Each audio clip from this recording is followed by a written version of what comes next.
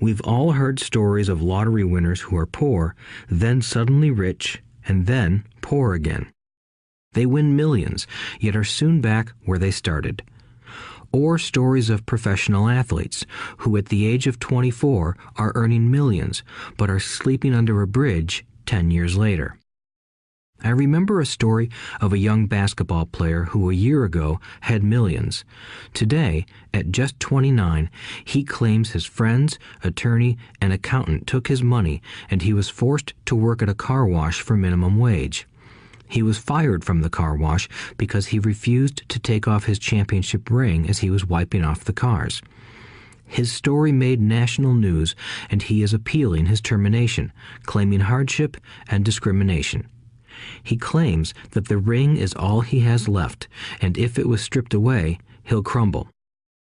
I know so many people who became instant millionaires, and while I am glad some people have become richer and richer, I caution them that in the long run, it's not how much money you make, it's how much you keep and how many generations you keep it.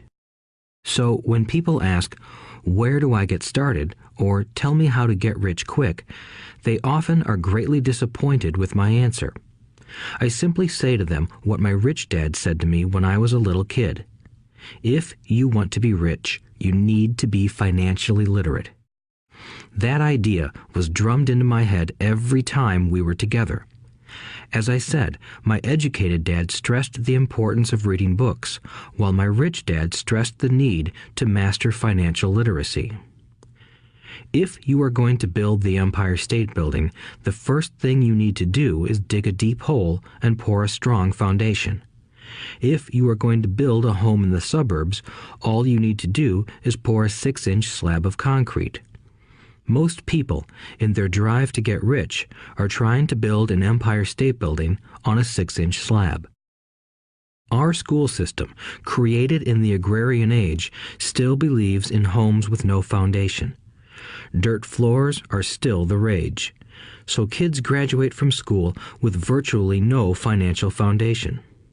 One day, sleepless and deep in debt in suburbia, living the American dream, they decide that the answer to their financial problems is to find a way to get rich quick. Construction on the skyscraper begins. It goes up quickly, and soon, instead of the Empire State Building, we have the Leaning Tower of suburbia. The sleepless nights return. As for Mike and me in our adult years, both of our choices were possible because we were taught to pour a strong financial foundation when we were just kids.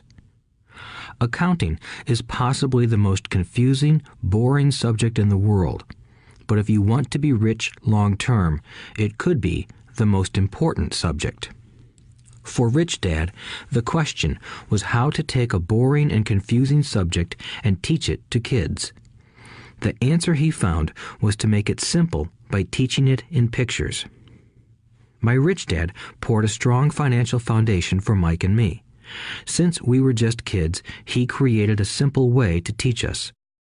For years, he only drew pictures and used few words. Mike and I understood the simple drawings, the jargon, the movement of money, and then in later years, Rich Dad began adding numbers. Today, Mike has gone on to master much more complex and sophisticated accounting analysis because he had to in order to run his empire. I am not as sophisticated because my empire is smaller, yet we come from the same simple foundation. Over the following pages, we will discuss those same simple line drawings Mike's dad created for us. Though basic, those drawings helped guide two little boys in building great sums of wealth on a solid and deep foundation. Rule number 1. You must know the difference between an asset and a liability, and buy assets. If you want to be rich, this is all you need to know. It is rule number 1. It is the only rule.